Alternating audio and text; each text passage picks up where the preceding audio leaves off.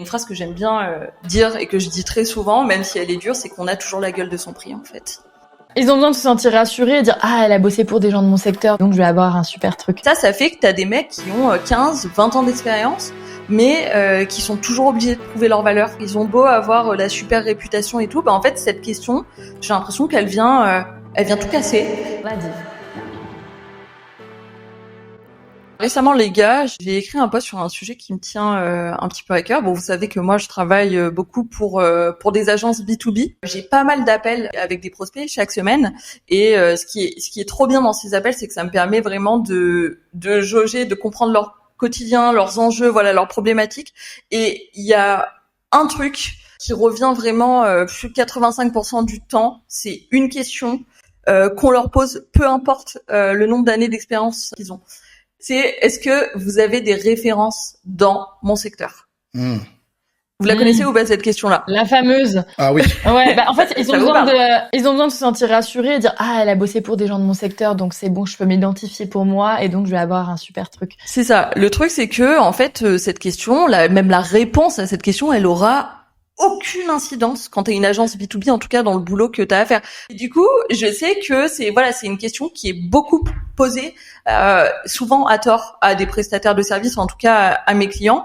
Et ça fait que t'as des mecs qui ont 15, 20 ans d'expérience, mais qui sont toujours obligés de prouver leur valeur, en fait, quelque part. Ils ont beau avoir la super réputation et tout, en fait, cette question, j'ai l'impression qu'elle vient tout casser.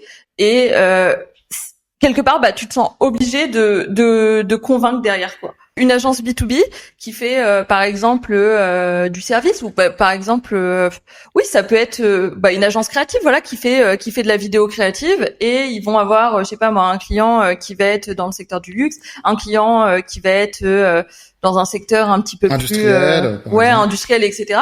Et en fait, au lieu de se dire, en fait, le gars, il a 15 ans d'expérience, il connaît son métier, il sait la faire, la putain de vidéo, et on va toujours souvent, on va venir poser cette question, est-ce que vous avez des références dans mon secteur? Ce qui fait qu'en fait, ça, quelque part, ça invalide les années d'expérience de la personne qui est toujours obligée de prouver sa valeur, en fait.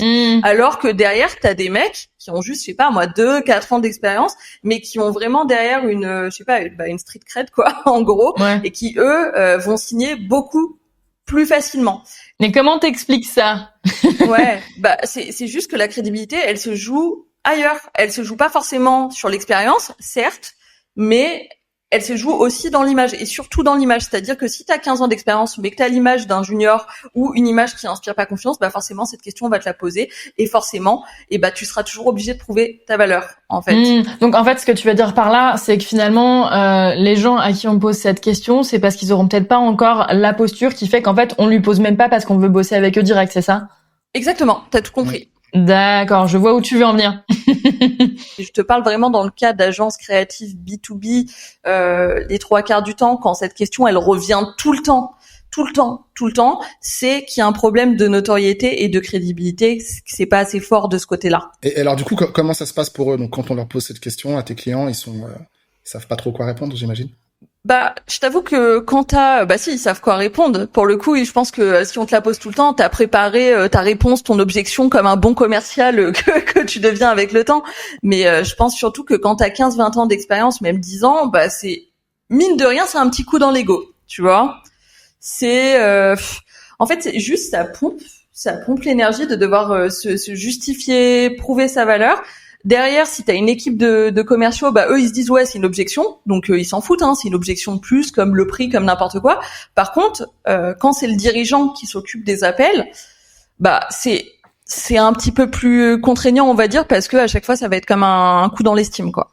En fait, moi là où effectivement, je trouve que t'as dit quelque chose que j'avais pas encore compris ni identifié jusque-là, c'est que si tu débutes et que t'as quelques projets par-ci par-là, c'est normal qu'on te demande si t'as des rêves parce que t'as pas grand-chose. Mais si t'as déjà une clientèle assise, que t'as 15 ans d'expérience et que t'es quand même une grosse boîte, moi je trouverais ça plutôt alarmant qu'on te pose cette question parce que t'es là en mode mais Michel, en fait, on n'a plus rien à prouver en fait. Donc pourquoi tu me poses cette question? Et donc ça montre qu'il y a un problème de confiance dès le départ. Ouais, tu vois. Ça. Même en n'étant pas une grosse boîte, même en étant une toute petite agence, si t'es là depuis longtemps et que t'as déjà eu plein de clients. Même si t'es tout seul dans ta boîte et ou d'être deux, peu importe.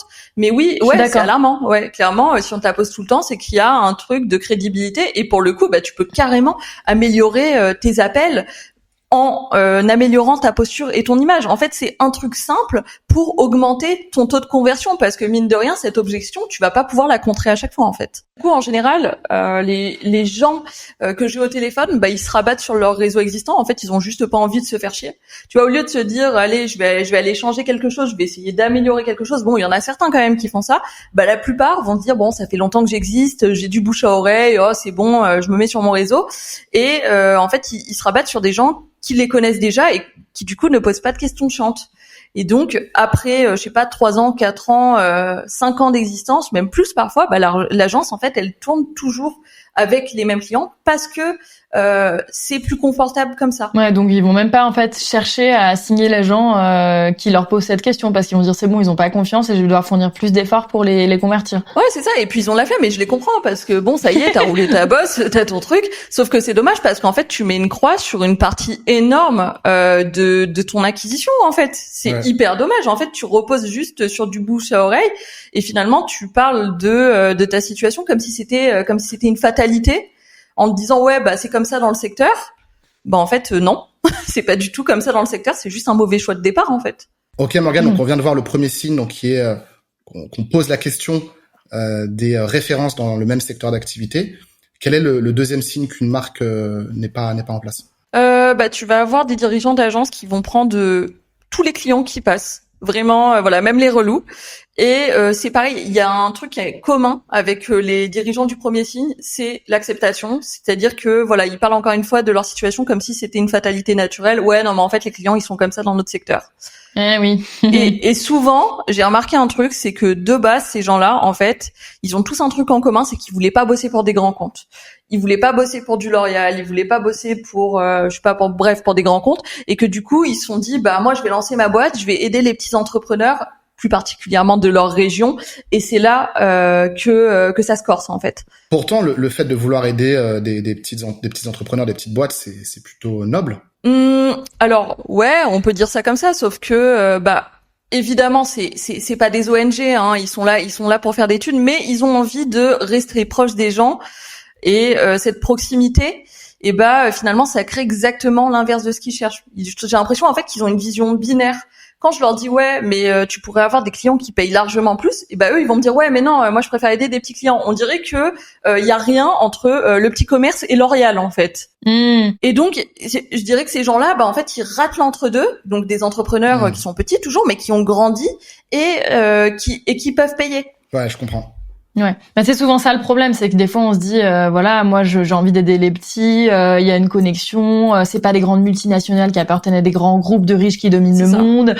Sauf que derrière, bah tu te conditionnes à travailler avec des gens effectivement qui ont pas d'argent, qui vont tout négocier, qui vont pas du tout en fait correspondre à toi, l'aspiration que tu as dans ta tête de faire grandir ta boîte quoi. Et comme tu dis, ils oublient le in between où il y a des gens bah peut-être qui en fait ont déjà passé le stade du petit entrepreneur qui a pas d'argent, mais qui n'est pas une multinationale et qui sera complètement ouvert à l'idée de travailler avec toi en fait. Et solvable.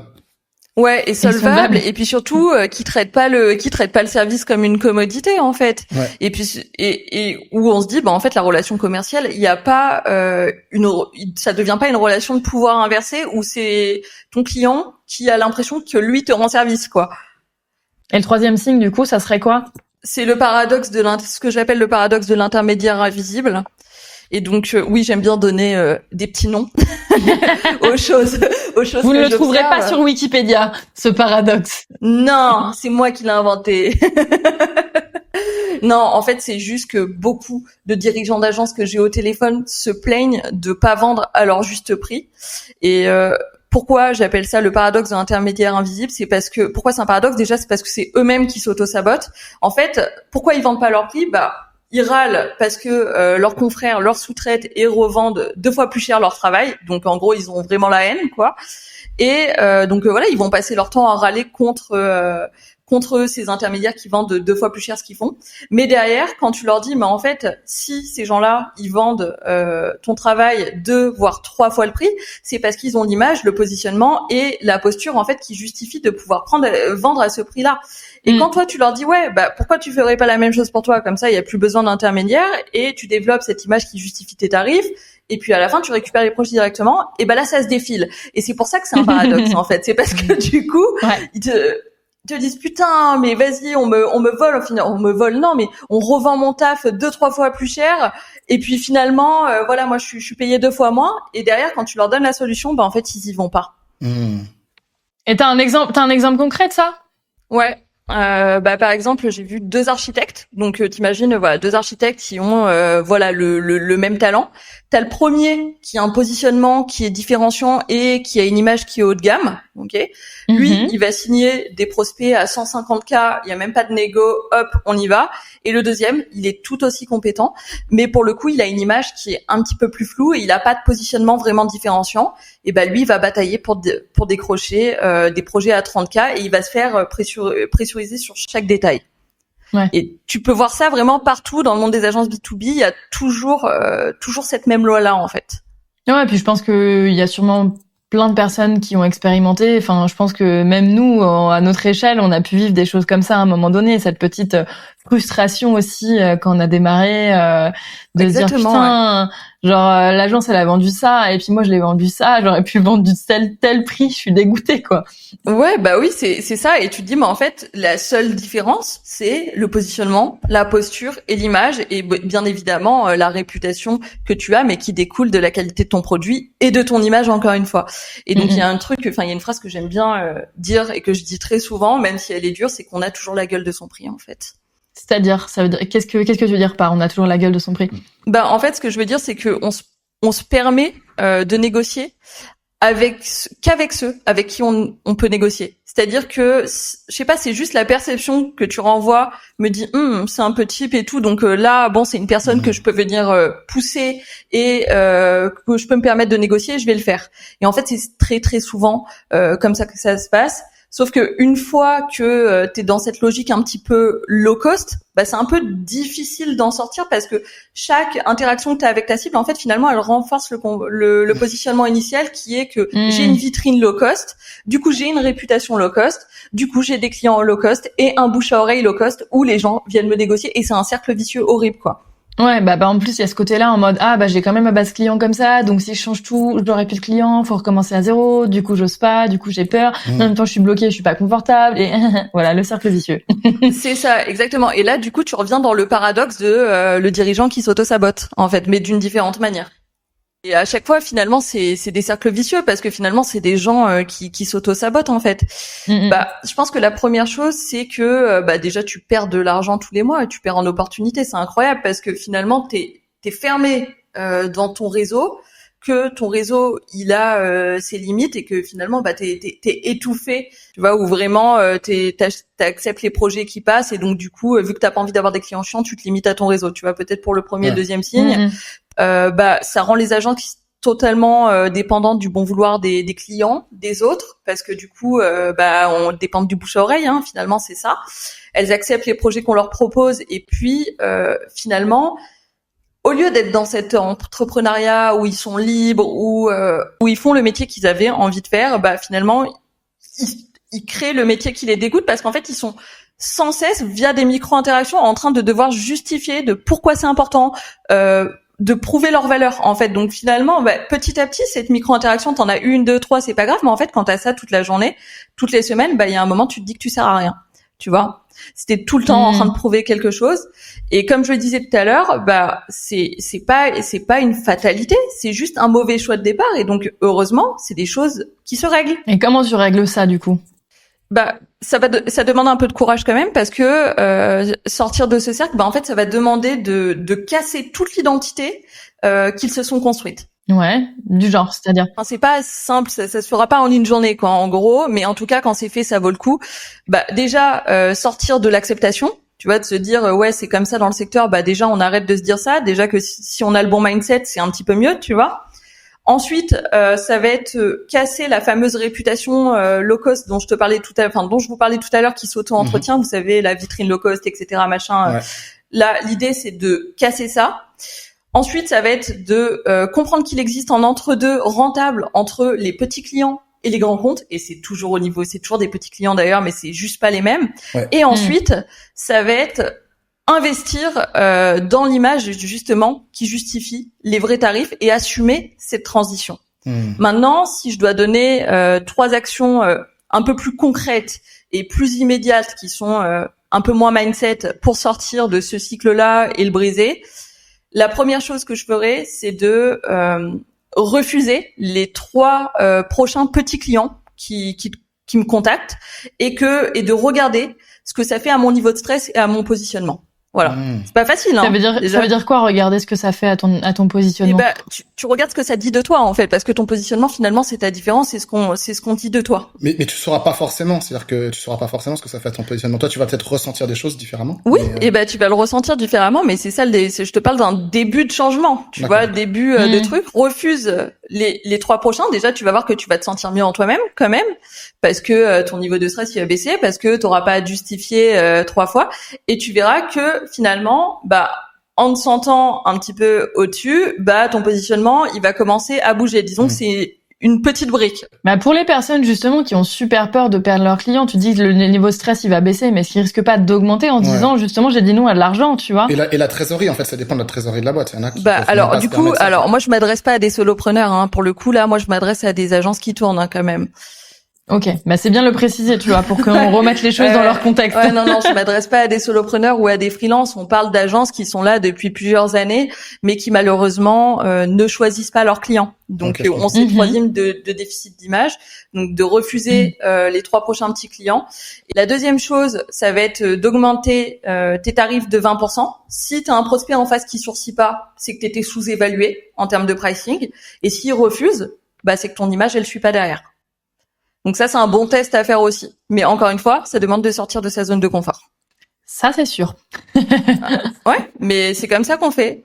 Et la troisième chose, c'est que tu vas aller sur le site de ton concurrent qui vend 3 fois plus cher que toi et que tu vas comparer avec le tien et que tu vas essayer de relever la différence de posture, de présentation entre vous.